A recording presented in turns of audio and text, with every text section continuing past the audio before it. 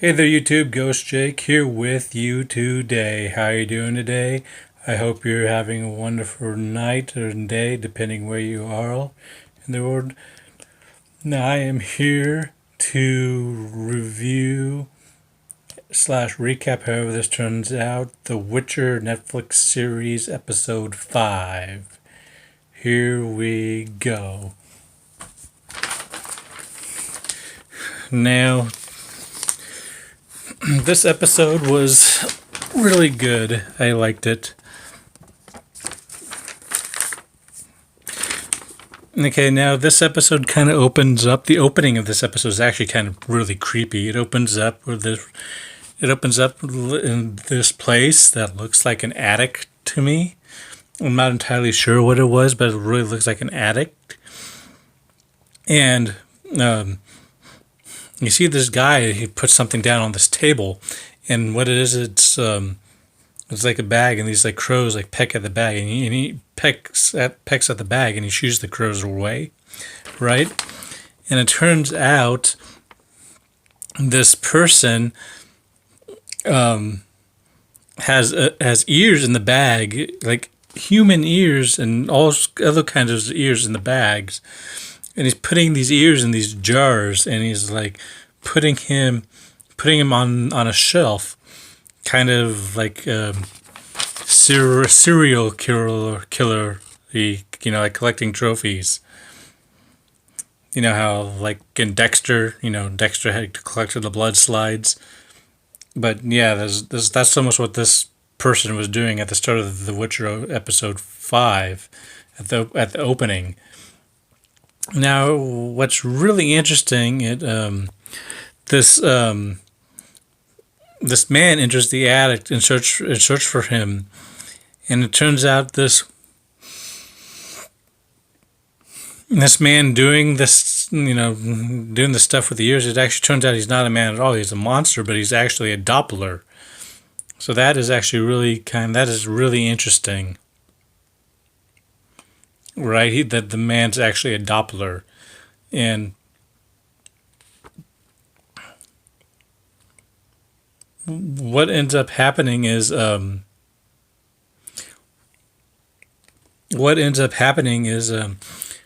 Nilfgaard comes to the Doppler and asks him for his help, and and probably in search for Ciri. And they come, and then it goes into this town with horses and like a carriage in this cage. And what's inside this cage is Mousak, like shackled in like shackled in his power, and doesn't have his powers. And so that's interesting. And then the Doppler pretty much kills the original Mousak and then takes his face. So that is a good way to start an opening of a show, right? That's a good way to start an opening of a show. And Yen is in this town trying to make some money because she apparently needs some, because before she went back to the town, she was in this before she went back into town, she was in this like shop, looking for stuff, and the shopkeeper raised his rate, so she was doing enchantments to do anything she can to make money. Also, in the same, after she made her money, they went to the forest of I don't have my previous notes with me, but the forest series in right, yeah, but Ciri wasn't really in this episode a lot. Wasn't very much in this episode a lot. A lot of this episode was mainly focused on Geralt and Yennefer. So Ciri was not very much in this episode a lot. Now Geralt is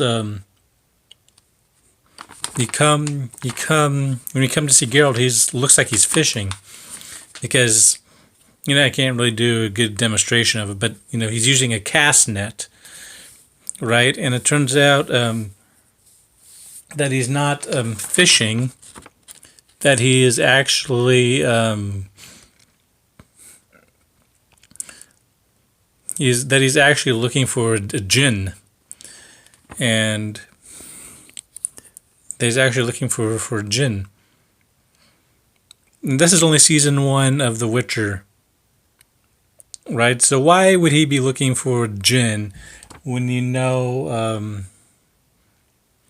there's a quest in The Witcher 3 where Yennefer wants to undo their wish?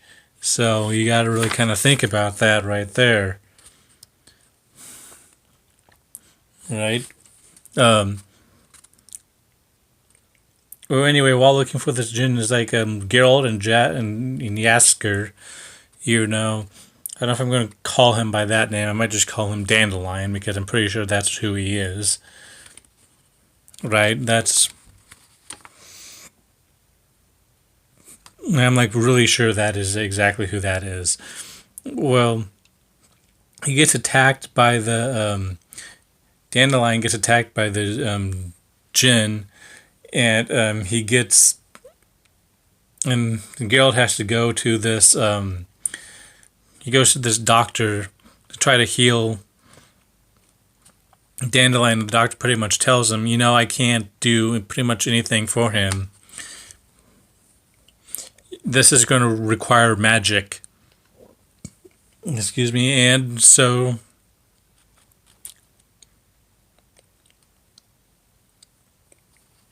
it turns out that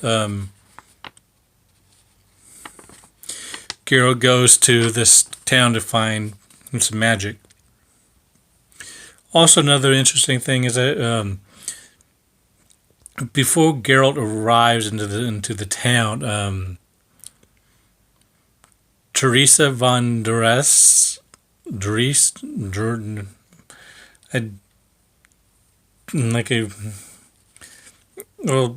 she came and she wanted Yennefer to return back to Artusa.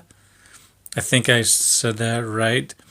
And Yennefer pretty much told her to, fuck off. She didn't want to go back. But it turns out that Yennefer also kind of wants a baby, though, too. But also, though, in this point, Yen kind of wants everything. So, you know how that's going to turn out. Now, that is really funny. Because Geralt arrives to this like palace where this palace or this place where the mage is hiding or lives, and he pretty much just knocks out the guard. So that's kind of cool, and knocks out the guard and takes Jasker to where the mage is waiting, and it turns out the mage is actually Yennefer. Geralt and Yen has finally met, and took 5 episodes to meet, but they finally met. And right, so Geralt, pretty much telling her if she could heal him.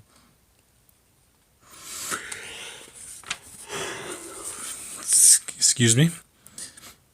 Didn't get a lot of sleep last night, so gotta kind of forgive me about that. Didn't get a lot of. Anyway, no mind.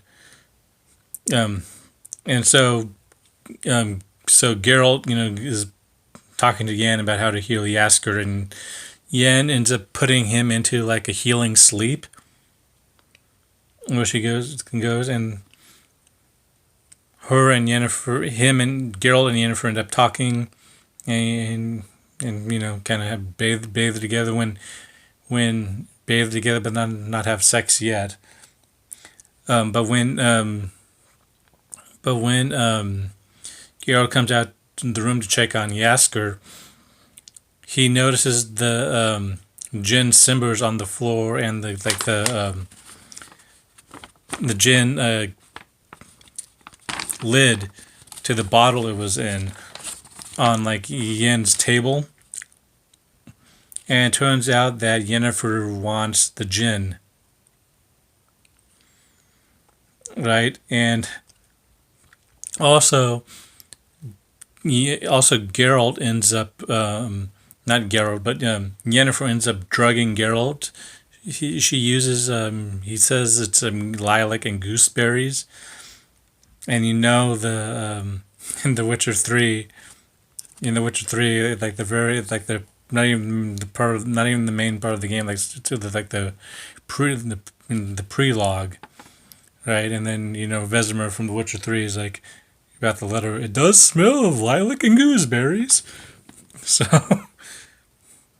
even though I think that impression of Vesemir was pretty poor, but you get what I'm saying.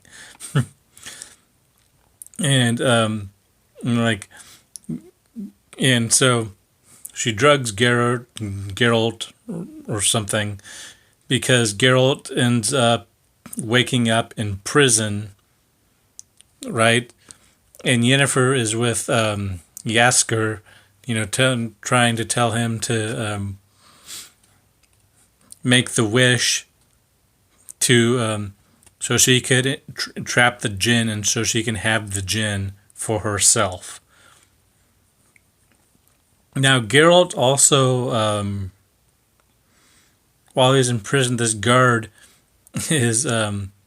this guard is beating him up, and the reason why Geralt's in prison is because apparently while Yennefer drugged him, he did some stuff, and I mean, we don't know if he did it for sure, but we can assume he did it because that's why he's in jail, right?